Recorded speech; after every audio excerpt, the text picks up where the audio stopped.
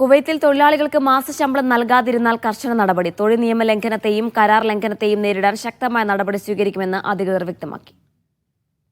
ചില സ്ഥാപനങ്ങൾ തൊഴിലാളികൾക്ക് വാഗ്ദാനം ചെയ്ത ശമ്പളത്തിന്റെ ഭാഗം മാത്രം നൽകുകയും പുതിയ ജീവനക്കാരെ സിവിൽ ഐഡിയും ബാങ്ക് അക്കൗണ്ടുമില്ലാതെ ജോലിയിൽ പ്രവേശിക്കുകയും ചെയ്യുന്നുവെന്ന പ്രാദേശിക പത്രങ്ങൾ റിപ്പോർട്ട് ചെയ്തിരുന്നു.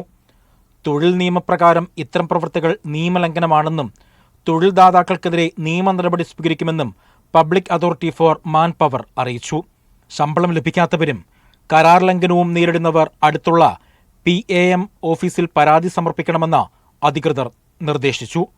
ബാങ്ക് നിക്ഷേപരേഖകൾ, ശമ്പള സ്ലിപ്പുകൾ, കരാറിന്റെ പകർപ്പ്, ബാങ്ക് സന്ദേശങ്ങൾ തുടങ്ങിയ തെളിവുകൾ സഹിതമാണ് പരാതി നൽകേണ്ടത്. തൊഴിലുടമ പരാതി അവഗണിച്ചാൽ പബ്ലിക് അതോറിറ്റി കേസ് ലേബർ കോടതിയിലേക്ക് റഫർ ചെയ്യുമെന്നും തുടർന്ന് കമ്പനിക്കെതിരെ നിയമ നടപടി സ്വീകരിക്കുമെന്നും അറിയിച്ചു. തൊഴിലാളി കുവൈറ്റ് വിട്ടുപോയിട്ടുണ്ടായെങ്കിൽ ബന്ധപ്പെട്ട എംബസിയെ സമീപിച്ച് കേസ് റിപ്പോർട്ട് ചെയ്യുവാനും രേഖാമൂലം വിശദീകരിക്കുവാനും തൊഴിൽ വിദഗ്ധർ നിർദ്ദേശിച്ചു. അതിനിടെ തൊഴിലാളികളുടെ അവകാശങ്ങൾ സംരക്ഷിക്കാൻ നിയമങ്ങൾ കർശനമായി നടപ്പാക്കണമെന്ന് തൊഴിൽ സംഘടനകളും ആവശ്യപ്പെട്ടു.